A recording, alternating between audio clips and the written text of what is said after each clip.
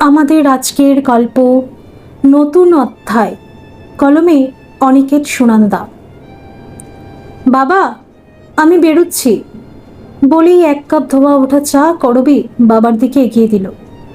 করবীর কথা শুনে রুদ্রনারায়ণবাবু ঘাড় নেড়ে সম্মতি জানিয়ে বললেন, এসেই আবার বেরিয়ে পড়ছিস? সারাদিন এত খাটলে চলবে? কিসের খাটনি বাবা, শাড়ি গোছাতে গোছাতে বলল করবী। তুমি তো জানো বাবা, খুব ইচ্ছে ছিল টিচার হব, কিন্তু চাকরি পেলাম স্টেনোর। ইচ্ছেটা ইচ্ছেই থেকে গেল। সবই বুঝলাম, কিন্তু কি দরকার আছে বল? তোর মা, টাকার তো প্রয়োজন তেমন নেই বল। যা কিছু সামান্য সঞ্চিত আছে সবই তো তোর। আর তুই নিজেও চাকরি করিস, এরপর টিউশন করার। এই তো আবার ভুলে গেলে বাবা, টাকার জন্য পড়াই না, পড়ালে আমার মন খুশি হয়, একটা বড় অপ্রাপ্তি এতে ভুলে যাই। এবার হাসি মুখে বললেন রুদ্রবাবু, জানি আমার পাগলি মেয়েছে। করবী হাসি মুখে ঘর থেকে বের হয়ে গেল। একবারেরই রুমকি আর মুন্নিকে পড়ায় করবী। একজন ক্লাস 8-এ আর একজন সবেমাত্র ক্লাস 1-এ। MA পাশ করার পর বেকার জীবনের 2 বছর ওদেরকেই পড়িয়েছে করবী। মুন্নির মা দীপালির সাথে বন্ধুত্বপূর্ণ সম্পর্ক ছিল তার। গত 2 বছর আগে ক্যান্সারে দীপালির মৃত্যুর পর ওই বাড়ির ছোট্ট মুন্নির প্রতি একটা অদ্ভুত মায়া জন্মে গেছে করবীর।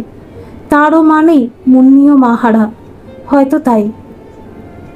চাকরি পাওয়ার পরেও এই বাচ্চা দুটির, বিশেষ করে মুন্নির মায়া কাটাতে পারেনি, তাই রোজ পড়াতে যায়। আর করবীর মনে হয় মুন্নিও যেন পথ চেয়ে থাকে তার জন্য। পড়ানোটা যেন বাহুল্য, এক মাহারা শিশুর ভালোবাসার টানেই ওখানে ছুটে যায় করবী। এক অদ্ভুত মায়ার বাঁধনে জড়িয়ে পড়েছে করবী আর মুন্নি। 7টা বাজে প্রায় যখন ও বাড়িতে পৌঁছায়, গেটের শব্দ শুনেই ছুটে এলো মুন্নি। এক ছুটে দৌড়ে কোলে উঠল করবী। মুন্নির ঠাকুরমা অন্নপূর্ণা দেবী তাকে দেখে হাসি মুখে বললেন, দেখেছ মেয়ের কাণ্ড? যারা সন্ধে আমাকে চালিয়েছে এখন তোমাকে পেয়েছে। এই, কোল থেকে নাম বলছি মুন্নি। মুন্নি সজোরে আঁকড়ে ধরে করবীর গলা, বলে ওঠে, না আন্টি, তুমি বলো না ঠাম্মাকে, আমি নামবো না। করবী হেসেই মুন্নিকে আদর করতে করতে বলল, নামতে হবে না মুন্নি, ঠাকুমা কিচ্ছু বলবেন না। দিদি কি করছে? পড়ার ঘরে বুঝি? মুন্নি ঠোঁট উল্টে বলে ওঠে, হ্যাঁ, সারাদিন শুধু পড়ে, জানো আন্টি, একটুও খেলে না। মুন্নির কথা বলার ভঙ্গিতে অন্নপূর্ণা আর করবী দুজনেই হেসে উঠল। অন্নপূর্ণা দেবীর 2 ছেলে, বিনয় আর বিকাশ। বিনয় নামকরা ব্যবসায়ী, তার স্ত্রী সুপর্ণা, আর তাদের ছেলে কলেজে পড়ে। ছোট মেয়ে রুমকি করবীর কাছেই পড়ে। বিকাশ ইঞ্জিনিয়ার, আর তারই মাতৃহারা শিশুকন্যা মুন্নি। কথায় বলে মেয়েরা মায়ের জাত। করবী যখন বাবার যত্ন নেয়, তখন রুদ্রবাবু যেমন মায়ের রূপ দেখতে পান, ঠিক তেমনই মুন্নিকে যখন পড়ায়, তার আজগুবি আবদার হাসি মুখে মেনে নেয়, তখন অন্নপূর্ণাও তার মধ্যে মায়ের মূর্তি দেখতে পান। আর মুন্নির প্রতি অকৃত্রিম মমতার আকর্ষণে করবী যখন সারাদিনের ক্লান্তির পরেও ছুটে আসে এখানে, করবী নিজেও অবাক হয়। নয়তো রক্তের সম্পর্ক নেই, কেবল বছর খানেক ধরেই চেনে মুন্নিকে, অথচ মনে হয় যেন জন্ম জন্মান্তরের সম্পর্ক। 2 দিন পর অফিস থেকে ফিরেই ঘরে করবীর মামাতো ভাই রতন আর তার স্ত্রী রীনা বৌদির অসময়ে আগমন দেখে অবাক হয়। করবীর মায়ের মৃত্যুর পর বিশেষ কারণ ছাড়া মামা আসেন না কখনো। ঘরে ঢুকতেই হাসি মুখে বৌদি বলল, কি গো, চাকরি করে করে খুব ব্যস্ত বুঝি, আমাদের কথা ভুলেই গেলে? করবী হাসি মুখে বলে ওঠে, তা কেন হবে বৌদি, সবসময় মনে পড়ে, সুযোগ হয়ে ওঠে না। কতদিন ভেবেছি ঘুরে আসব, কিন্তু। কথাটা শেষ না করতেই রীনা বৌদি বলে ওঠে, এখনো তো সংসার করনি, ঝাড়া হাত পা, তবুও সময় করতে পারো না? আর যখন পরের ঘরে যাবে তখন তো মনেও পড়বে না আমাদের। রুদ্রবাবু শুনতে পেয়ে উত্তর দিলেন, ঝাড়া হাত পা বলো না বৌমা, তোমার পিসিমার চলে যাওয়ার পর থেকে অফিস করা, রান্না করা, আমার ওষুধ একাই করছে সব। করবীর মামাতো ভাই রতন বলে উঠল, তা ঠিক বলেছেন পিসেমশাই, আমি ওদেরকে বলেছি সব। কেমন মেয়ে আমার বোন, সস্নেহে বলে যায় রতন। করবীর খটকা লাগে শেষের কথাগুলো শুনে। যাই হোক, হুট করেই আসার কারণ জানতে চাওয়া শোভনীয় না, তাই স্মিত হাসিতেই বলল, তোমরা গল্প করো, আমি ফ্রেশ হয়ে চায়ের ব্যবস্থা করছি। রীনা বৌদি অর্থবহ চাউনিতে বলল, চায়ের ব্যবস্থার ভার আজ আমার উপর দিয়েছেন পিসেমশাই, তুমি ফ্রেশ হয়ে নাও। মানে? করবী অবাক হয়ে জানতে চায়। মানে আজকে এ বাড়িতে দু একজন অতিথি আসছেন, তাদের জন্য চায়ের ব্যবস্থা আমি করব, বুঝলে? বলেই মুখ টিপে হাসতে লাগলো রীনা। এরপর করবীর কানে কানে বলে উঠল, তোমার সম্বন্ধ এসেছে গো, ভালো করে তৈরি হও। করবীর বয়স দেখতে দেখতে 27-এ পড়ল। বাবা হিসেবে দুশ্চিন্তার কারণ অবশ্যই। করবীর এখন বিয়েতে একদম মত নেই। বাবাকে একা ছেড়ে সে সুখী হতেও পারবে না। করবী শিক্ষিতা, স্বাবলম্বী, তবুও কেন যে বাবা তাকে বিয়ের জন্য জোর করেন বুঝতে পারে না সে। করবী চুপচাপ বাথরুমের দিকে এগিয়ে গেল। বাইরের অস্পষ্ট কথাগুলো শোনা যাচ্ছিল। বিয়ের প্রস্তাব এনেছে রতন, ভালো সরকারি চাকুরে পাত্র। প্রায় 7টা নাগাদ পাত্র স্বয়ং মা বাবা সহ এলো। করবীকে সাজাতে গেলে রীনা বৌদির হাত ধরে বলল, করবী প্লিজ সং সাজিও না, এমনই ভালো। রীনা বৌদির মনক্ষুণ্ণ হলেও বুঝতে দিল না, যদিও করবীর মুখশ্রী যে কারো দৃষ্টি আকর্ষণ করতেই সক্ষম, তাই রীনাও তেমন গরজ দেখায় না। রীনা বৌদির আগ্রহে পাত্রপাত্রী দুজনকেই একান্তে কথা বলার সুযোগ দেওয়া হলো। ছাদের এক কোণায় দাঁড়িয়ে থাকা করবীকে সুব্রত বেশ বিব্রত হয়ে বলল, আসলে এভাবে কখনো এমন সিচুয়েশনে পড়িনি, মনে হচ্ছে আপনারও আমার মতোই অবস্থা। লজ্জাবনত করবী বলে ওঠে, আসলেই। বৌদি হুট করে কি যে বলে বসল। ভালোই করেছেন, একদিকে আড়ষ্টতা কাটানো সহজ হবে। কি বলেন? সুব্রতকে যতটা শান্তশিষ্ট ভেবেছিল তাও ঠিক না। একটু দুষ্টুমির হাসি তার চোখ দুটিতে। করবী আরো লজ্জিত হলো। সুব্রতর দিকে তাকালো না আর। ভাবটা বুঝতে পেরেই সুব্রত বলল, আমার কথায় কিছু মনে করবেন না, আসলে আড়ষ্টতা বলতে এই যে প্রথম পরিচয়, এতে মন খুলে কথা বলা যায় না, এজন্যই বলেছিলাম। সুব্রতকে আর লজ্জিত হতে দিল না করবী। বলল, না না, মনে করব কেন, বুঝেছি আমি। তা কোন ডিপার্টমেন্টে আছেন? জেলা কোর্টে। বাহ, বেশ, জজ উকিলের সাথে চলাফেরা। বলেই হেসে উঠল সুব্রত। আর চোখে তার হাসি মুখটা দেখে করবীর মনে এই প্রথম হয়তো ভালোই লেগেছিল সুব্রতর প্রাণ খোলা হাসি। করবী কিছু জানতে না চাইলেও সুব্রত স্বেচ্ছায় নিজের সম্পর্কে জানায়। অডিট অফিসে ভালো পোস্টে চাকরি করে, একজন ছোট এক ভাই সহ সুখী পরিবার। ইঙ্গিতে হয়তো জানিয়ে দেয় করবী তার নির্ঝঞ্ঝাট পরিবারে গেলেই সুখী হবে। পাত্রী পছন্দ করেই গেল পাত্রপক্ষ। তাদের চলে যাবার পর বিয়ের ব্যাপারে ঘরে কথাবার্তা হলেও করবী উত্তর দেয়নি। নত মুখে শুনে যায়, কথার সত্যতা সেও জানে, কিন্তু বাবাকে ছেড়ে যেতে হবে ভাবলেই। রীনা বৌদি বের হতে হতে করবীর হাতে গুজে দিয়ে গেলেন একটা কাগজ।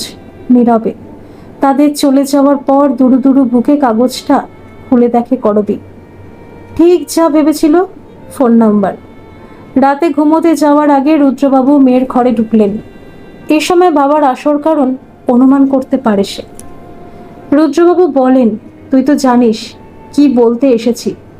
আর অমত করলেও শুনবো না মা, বড় ভালো সম্বন্ধ, আর কোনো অজুহাতও শুনবো না আমি। বাবার কথাগুলো কেমন যেন মুন্নির কথা মনে করিয়ে দিল। মুন্নি যেমন আবদার করে বলতে থাকে, তা সেটা যত অদ্ভুতই কাজ হোক না কেন, আজকে বাবার কথাগুলো তেমনই শোনালো। করবী খিলখিল করে হেসে উঠে বলল, তোমার কথাগুলো জানো বাবা আজকে মুন্নির মতো শোনাচ্ছে। মুন্নিও এমনই জেদ ধরে বলবে, আজকে তোমার হাতে খাবো, নয়তো আমাকে পার্কে নিয়ে চলো। আর কখনো বলবে, তুমি আজকে থেকে যাও। রোজ এমন বায়না করে, জানো বাবা। বাবা একটু বিরক্ত হয়ে বললেন, আমি সিরিয়াস কথা বলছি, আর তুমি ছাত্রী কি বলে না বলে তা ভেবে হাসছ। অকস্মাৎ করবীর মুখটা গম্ভীর হয়ে যায়। করবী একটা চাপা দীর্ঘশ্বাস ফেলে বলে, তা ঠিক বলেছ, ছাত্রী তো। অস্থির রুদ্রবাবু মেয়ের মতটা জানতেই বললেন, বল না মা, ওদের হ্যাঁ করে দি। করবী বাবার হাত ধরে বলল, তুমি যা ভালো বুঝো করো, আমি আপত্তি করব না। মেয়ের মাথায় সস্নেহে হাত বুলিয়ে দিতে লাগলেন রুদ্রবাবু। করবী বাবার আনন্দোজ্জ্বল মুখের দিকে তাকিয়ে থাকে অপুলক। দুদিন ধরে করবীর দেখা নেই, চিন্তিত হলেন অন্নপূর্ণা দেবী। এদিকে মুন্নি দুদিন ধরে খাওয়া দাওয়া বন্ধ করে বসে আছে। এক গো ধরে রেখেছে, আন্টিকে এনে দাও। মা হারা মুন্নির প্রতি বাড়ির সবাই খুব সতর্ক। তার মন বুঝে চলে সবাই, যেন একটুও যেন কষ্ট না পায়। ঠাকুরমা নাতনির এই অবস্থা থেকে বড় বউ সুপর্ণাকে বলেন, বৌমা, করবীর কি হলো গো? হঠাৎ বলা নেই কমা নেই দুদিন ধরে এলো না যে? সুপর্ণা বলে, সে কি এ বাড়িতে বাধা ধরা কাজের লোক যে বলে কয়ে ছুটি নেবে? আর টিউশনও তো শুধু মনের খেয়ালেই করে। তাছাড়া হতে পারে বিশেষ কাজে আটকে পড়েছে, বা হয়তো শরীর ভালো নেই। সুপর্ণার কথাগুলো মনঃপুত হলো না অন্নপূর্ণা দেবীর। বললেন, তোমার কেমন ধারা কথা বৌমা? আরে কাজ থাকতেই পারে, তাই বলে একটা ফোন করবে না? এদিকে মেয়েটা কেঁদে কেঁদে সারা। সুপর্ণা বুঝতে পারল শাশুড়ির এত উদ্বিগ্ন হওয়ার কারণ। সত্যি মুন্নিকে দেখলেই মন খারাপ হয়। এই বয়সেই মাকে হারালো। দীপালি মারা যাবার পর মুন্নিকে সামলানো খুবই কষ্ট হয়ে পড়েছিল। তখনই করবীর আবির্ভাব যেন ঈশ্বরের আশীর্বাদের মতোই। আন্টির বলাতেই মুন্নির বিশ্বাস হয়েছিল মা আসবে একদিন। সেই থেকেই করবীর সাথে খুব ভাব মুন্নির। অন্নপূর্ণা আবার বললেন, দেখো না একটা ফোন করে। কি হলো? অগত্যা ফোন লাগানো হলো করবীর বাড়িতে। হ্যালো, করবী তো বাড়িতে নেই, অফিস থেকে ফেরেনি এখনো। আপনি কে? ও আচ্ছা আচ্ছা, ঠিক আছে, এলেই বলছি কল ব্যাক করতে। ফোনটা রাখলেন রুদ্রবাবু। করবী ঘরে ফিরেই বাবার মুখে জানতে পেরে বুকটা কেমন করে উঠল করবীর। ও বাড়ির থেকে ফোন এসেছে মানে মুন্নি নিশ্চয়ই কান্নাকাটি করেছে।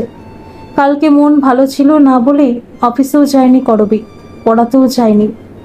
নতুন জীবনের কথা ভেবে একদিকে যেমন স্বপ্ন দেখতে ইচ্ছে করছিল, অন্যদিকে বাবাকে ছেড়ে, এই চির পরিচিত মানুষগুলোকে ছেড়ে, মুন্নিকে ছেড়ে একবারে চলে যেতে হবে ভেবেই অস্থির হয়ে উঠেছিল করবী। আর সেই অশান্তির ফলেই কালকে যায়নি। কথাটা শোনা মাত্র তাড়াতাড়ি কাপড়টা পাল্টে চা বসালো। রুদ্রবাবু মেয়ের ব্যস্ততা দেখেই বললেন, বলছি ওদের বাড়ি যাবি নাকি? হ্যাঁ বাবা, জানোই তো বাবা, মুন্নি আমার জন্য পাগল। আমি যে যাইনি, হয়তো খুব কেঁদেছে, তাই ফোন করেছে। বলতে বলতে চায়ের কাপটা এগিয়ে দেয় বাবার দিকে। ভালো কথা, যাচ্ছিস যখন ওদের বলে আসিস সামনের মাস থেকে নতুন মাস্টার রাখতে। বিয়ে ঠিক হয়ে গেলে এভাবে অন্যের বাড়িকে টিউশন করাটা ভালো দেখাবে না। বুকটা ছ্যাদ করে উঠল করবীর। বিয়ে ঠিক হলে সব নতুন করে শুরু করতে হবে? চির পরিচিত অভ্যাসগুলো বদলে ফেলতে হবে? মুন্নির জন্য তার এই মমতার কোনো অর্থ থাকবে না? উত্তর দেয় না করবী, চুপচাপ ঘর থেকে বেরিয়ে পড়ে। ও বাড়িতে পৌঁছতেই সবার আগে ছুটে এলেন অন্নপূর্ণা দেবী। আপ্লুত কণ্ঠে বললেন, কি গো করবী, দুদিন আসনি যে? মুন্নি তো দুদিন ধরে না ঠিক করে খেয়েছে আর না ঘুমিয়েছে, সারাক্ষণ শুধু আন্টি আন্টি। সুপর্ণাও এসে যোগ দিল। আর বলো না ভাই, পাগল করে ফেলেছে আমাদের। করবী স্মিত হাসিতে বলল, এখন কোথায় মুন্নি? সুপর্ণা বলে উঠল, আর কোথায়, দুদিন ধরে ওই ঘরে মায়ের ছবি নিয়ে বসে আছে। কখনো কাঁদে আর কখনো জিনিসপত্র ছুঁড়ে ফেলে। তুমি এলেই তার বিশ্বাস তার মাও আসবে একদিন।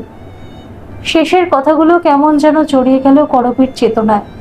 মাথা নিচু করে ওপরের ঘরের দিকে উঠে গেল। ওপরতলার এই ঘরটাই বিকাশের। এই ঘরে দীপালি থাকতে মাঝে মাঝে আসা হতো করবীর। তার মৃত্যুর পরে আজ প্রথম ঢুকলো এই ঘরে। বিছানার উপর উপর হয়ে শুয়ে আছে মুন্নি। ঢুকেই ডাক দিল, মুন্নি, ঘুমোচ্ছ বুঝি? করবীর শব্দ শোনা মাত্রই চমকে উঠল মুন্নি। ফিরে তাকে দেখতে পেয়ে চিৎকার করে বুকে লেপ্টে গেল মুন্নি। কাঁদতে লাগলো অঝরে। কথা বলল না, বলতেও দিল না। বেশ কিছুক্ষণ এভাবে মুন্নিকে বুকে নিয়ে বসে থাকলো করবী। অবর্ণনীয় মমতায় তার চোখের জল বাদ মানল না। কি করে এই বাচ্চা মেয়েটা তার মায়া আষ্টে পিষ্টে বেঁধে ফেলেছে তাকে ভেবে সেও অবাক হলো। দূর থেকেই দেখছিলেন দরজার আড়ালে দাঁড়িয়ে থাকা অন্নপূর্ণা দেবী। এই দৃশ্য দেখে অন্নপূর্ণাও চোখ মুছতে মুছতে নেমে গেলেন নিচতলায়। মনের মধ্যে অহরহ একটা দুরাশা ভর করছিল। ইস, যদি সত্যি করবীকে মুন্নির কাছে রেখে দিতে পারতেন। মুন্নি করবীর বুকে মুখ লুকিয়ে বলল, কেন দুদিন এলে না আন্টি? আমার খুব খারাপ লেগেছে, মনে হচ্ছিল মার মতো তুমিও আসবে না। বলেই আবার কাঁদতে থাকে। করবী মুন্নিকে চুমু খায়, বলে, ধুর পাগলি মেয়ে, কালকে আমার শরীর ভালো ছিল না যে, তাই আসতে পারিনি। এর আগের দিন? অবোধ শিশুর এই প্রশ্নের উত্তরে জবাব খুঁজে পায় না করবী। এই অবোধকে কি করে বোঝাবে? সে ভবিষ্যতের স্বপ্ন করতেই ব্যস্ত ছিল। এইটুকু শিশুর মনের আবেগ থামছিল না যেন। সেদিন মুন্নির পড়াশোনা নেই, কেবল করবীর কোলে বসে বসে দুদিনের না পাওয়া আদর সুদ সহ উসুল করে নেওয়াই আসল কাজ। বেশ রাত হলো বাড়ি ফিরতে। করবী ঢুকতেই বারান্দায় পায়চারি করতে থাকা বাবাকে দেখে কিছুটা অপরাধের মতোই বলল, বেশ দেরি করে ফেললাম, তাই না বাবা? আমি যে চিন্তা করব সেটা তো মনে রাখবে। বলতে বলতে ঘরের দিকে গেলেন রুদ্রবাবু। রাতের খাবার টেবিলে বসে সে কথার ফাঁকে ফাঁকেই করবী মুন্নির কথা ভেবে বারবার অন্যমনস্ক হয়ে পড়ছিল। রুদ্রবাবু লক্ষ্য করে বললেন, কি হলো রে, কি ভাবছিস? কিছু না বাবা। কথাটা এড়িয়ে গিয়ে খাওয়ার দিকে মনোযোগ দেয় করবী। করবী পাতের ঝোল মাখা ভাতগুলো নাড়াচাড়া করে একটু বাদেই উঠে যায়। রুদ্রবাবু মেয়ের মতিগতি ঠিক বুঝতে পারেন না। রাত 11টা হবে, সবেমাত্র বিছানায় শুয়েছে। এমন সময় করবীর মোবাইল বেজে উঠল। কি ব্যাপার, এত রাতে আবার কে ফোন করলো? ফোনটা ধরতে ও প্রান্ত থেকে পরিচিত কণ্ঠে অপরিচিতের গলা শোনা গেল। চিনতে পারছেন জজ সাহেবা? কথাটা শোনা মাত্রই বুকটা ধড়াস করে উঠল করবীর। সুব্রত? হ্যাঁ, তারই কণ্ঠ। নিজেকে সামলে নেয় মুহূর্তে, না, চিনতে পারলাম না তো। আর বোধ করি আপনিও চিনতে ভুল করছেন, এটা কোনো জজ ব্যারিস্টারের নম্বর নয়। ও প্রান্তের কণ্ঠস্বর আবার ভেসে আসে। আমাকে চিনতে না পারলেও আমি কিন্তু চেনা নম্বরই ফোন করেছি। হ্যাঁ, সুব্রতই তো, তবুও ধরা দেয় না। তাই বুঝি?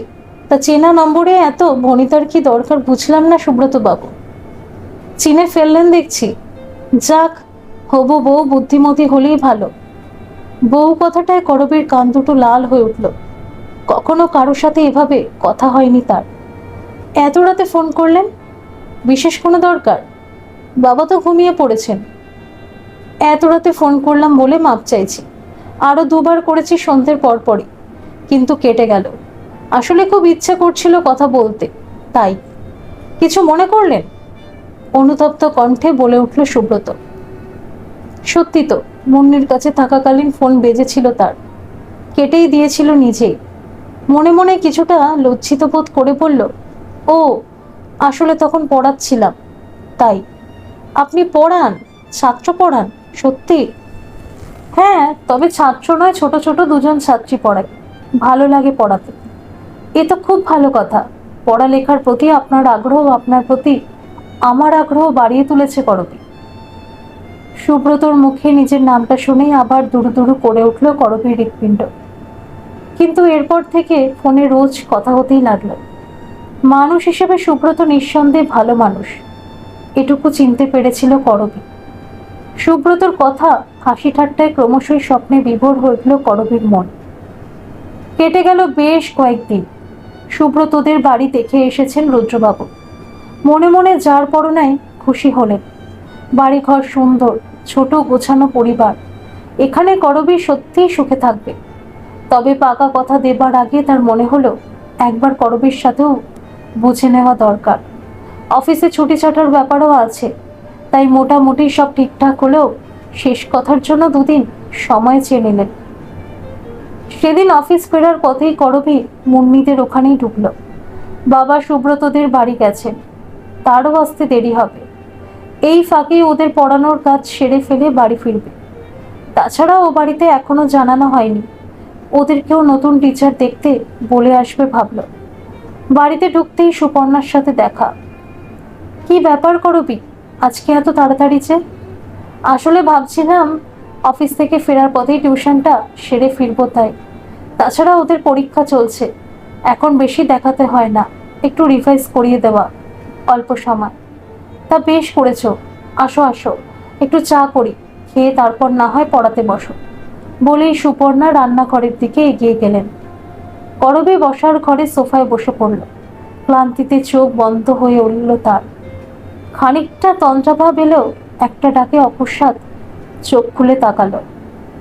সামনে বিকাশ দাঁড়িয়ে বলছে, তোমার মাইনেটা দিতে দেরি হয়ে গেল, নাও।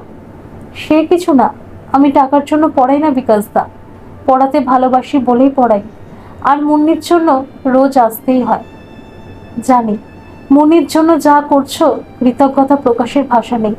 আর পড়াশোনা ভালোবেসো বলেই পড়াও, কম কথা নয়। কিন্তু গুরুদক্ষিণা না দিলে অপরাধ হবে যে। নাও ধরো। বিকাশের সাথে মুখ চেনা করবে। এ পাড়ার ভদ্র অমায়িক মেধাবী ব্যক্তি হিসেবে বেশ নাম আছে বিকাশের। ভালো ছবিও আঁকত এক সময়। তার গুণমুগ্ধের দলে করবীও ছিল। যাই হোক, এ বাড়িতে পড়ানোর সুবাদে এক দুবার কথা হয়েছিল, তাও পড়ার ব্যাপারে। স্ত্রী দীপালির ক্যান্সারে মৃত্যুর পর যেন পাথর হয়ে গিয়েছিল বিকাশ।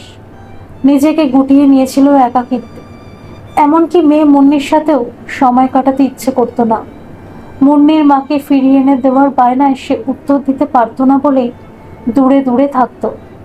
কিন্তু ইদানিং মুন্নির সেই বায়না কমেছে। এখন কেবল আন্টি এলেই আর কিছু চাই না তার।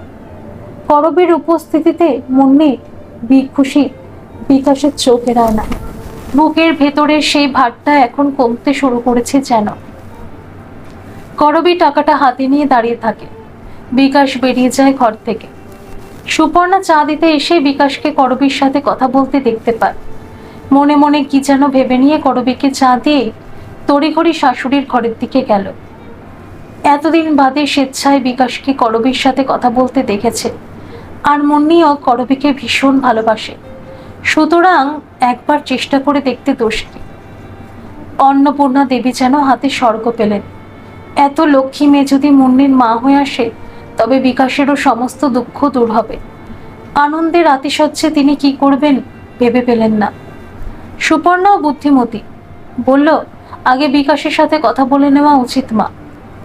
মুন্নির জন্য সৎমা আনতে নারাজ বিকাশ, কিন্তু মুন্নির মা আনতে সে মানা করবে না আমি নিশ্চিত।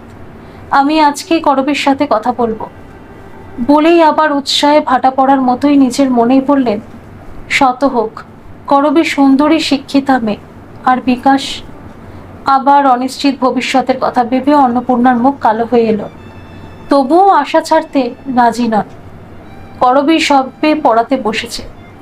সুপর্ণা ইশারায় ডেকে আনলো করবীকে। মুন্নি ও আন্টির আঁচল ধরে পেছন পেছন।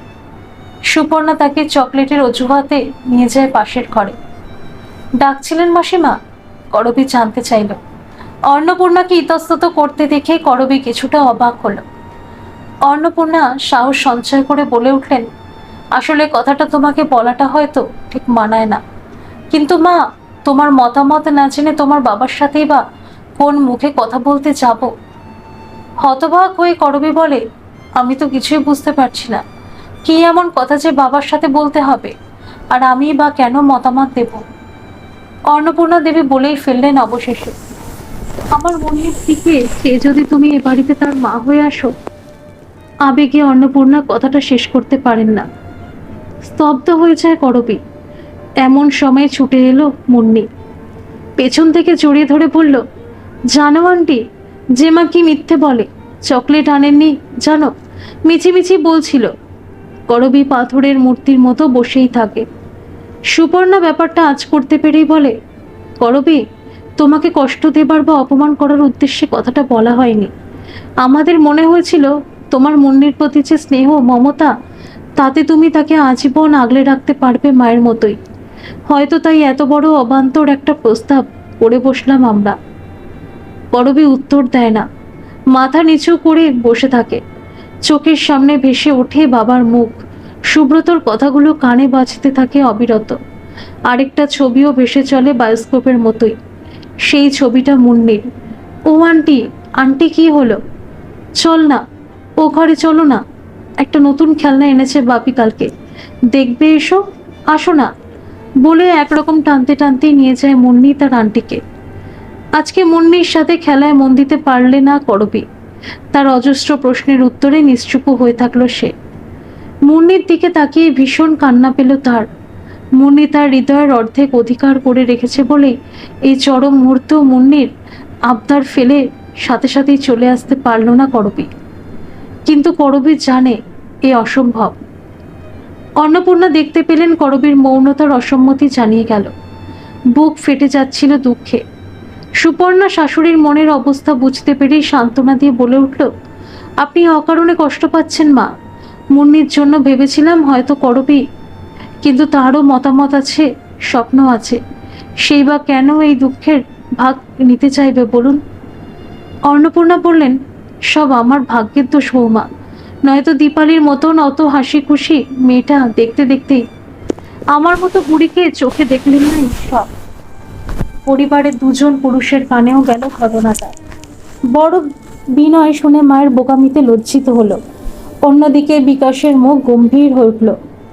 হতাশ জীবনে মুন্নির খুশিতে যে আনন্দ খুঁজে পেয়েছিল বিকাশ, অকস্মাৎ এই ঘটনাটা সব উলট পালট করে দিল। অন্নপূর্ণা দেবী এই হতাশায় অসুস্থ হয়ে পড়লেন। পরদিন থেকে আর এলো না করবী, আর আসবে না যে, সেটা বলাই বাহুল্য। এদিকে সেদিন বাড়ি ফিরতেই বাবার উচ্ছ্বসিত মুখ দেখেও করবী খুশি হতে পারল না। বাবার কোলে মাথা রেখে অঝরে কেঁদে চলল করবী। বাবা স্তম্ভিত, বুঝে উঠতে পারলেন না কিছুই।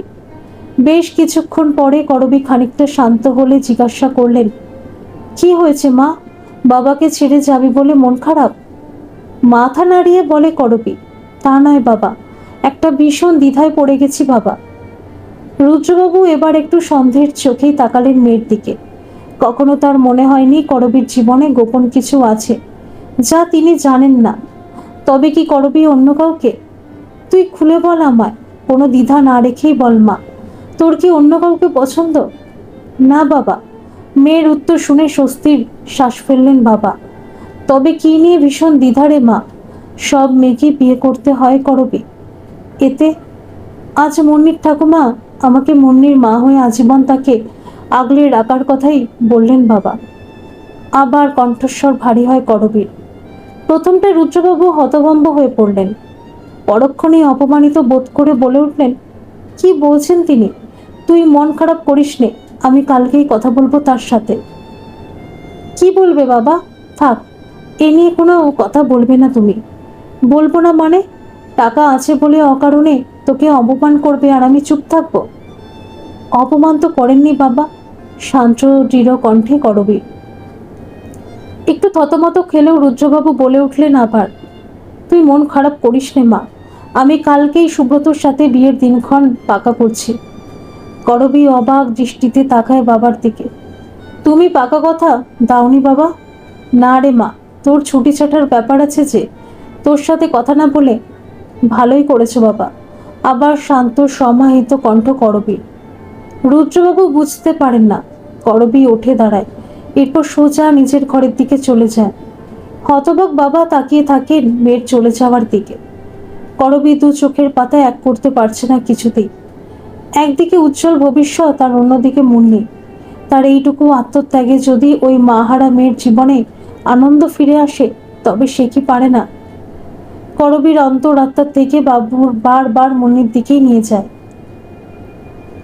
আত্মবিশ্লেষণ শেষে সেদিন রাতে করবী সুব্রতকে ফোন করে। সুব্রতকে সত্যটা জানাতেই হবে তার। ওপাশ থেকে উচ্ছ্বসিত কণ্ঠে সুব্রত বলে ওঠে, আজকে আমার সৌভাগ্য দেখছি আপনি ফোন করলেন অধমকে। সত্যিই আমার সৌভাগ্য এ সময় ফোন ধরেছেন যে। বিশেষ কারণেই এত রাতে ফোন করেছি। ক্ষমা করে দেবেন সুব্রতবাবু, এ বিয়ে হবে না। সমস্ত ঘটনা সবিস্তারে বলে শেষ সিদ্ধান্ত জানিয়ে দেয় করবী। আমি নিরুপায় সুব্রতবাবু, এই বিয়ে করতে পারবো না। আহত কণ্ঠে জানতে চায় সুব্রত। নিশ্চয়ই আমার ভালোবাসার জোর ছিল না করবী, নয়তো এভাবে। ভালোবাসার চেয়ে মমতার জোর হাজার গুণ বেশি সুব্রতবাবু। মায়ের মমতার কাছে ভালোবাসা হেরে গেল ভাববেন। প্রার্থনা করি আপনি সুখী হন, বলেই ফোনটা রেখে দিল করবী। পৃথিবীর কেউ হয়তো করতো না, কিন্তু সুব্রত করবীর সব কথা বিশ্বাস করেছিল। বলা বাহুল্য, বিয়েটা পাত্রপক্ষের তরফেই ভেঙে দেওয়া হলো। করবী আজ আবার ও বাড়ির গেট খুলে ভেতরে ঢুকলো।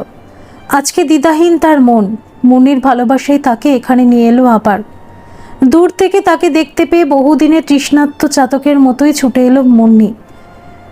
মুন্নিকে বুকে ঝাপটে ধরে অজস্র চুমুতে মুন্নির সমস্ত রাগ অভিমান ধুয়ে ফেলতে চাইছিল করবী। মুন্নি কাঁদতে কাঁদতে বলে, তুমি কোথায় চলে গিয়েছিলে আন্টি? আর যেতে দেব না তোমাকে, আর যাবে না তুমি আমাকে ছেড়ে। অশ্রুসিক্ত কণ্ঠে বলল করবী, যাব না, তোমাকে ছেড়ে আর যাব না, প্রমিস করো। ছোট্ট হাত মেলে ধরল করবীর সামনে মুন্নি। করবী দৃঢ় মুঠোয় ওই কচি হাতখানা ধরে মুন্নির দিকে তাকিয়ে বলল, প্রমিস। নিজেকে দিয়েই জীবনের এই নতুন সত্যকে উপলব্ধি করল করবী। জন্ম না দিয়েও মা হওয়া যায়। ধন্যবাদ সকল বন্ধুরা। এই গল্পটি যদি আপনাদের ভালো লেগে থাকে তাহলে অবশ্যই একটা লাইক করে দেবেন, আর এই চ্যানেলে নতুন হয়ে থাকলে চ্যানেলটিকে সাবস্ক্রাইব করে আমার পাশে থাকবেন, আর পাশে থাকা বেল আইকনটিকে প্রেস করে দেবেন যাতে সমস্ত গল্পের নোটিফিকেশানগুলি সবার প্রথমে আপনাদের কাছে পৌঁছে যায়।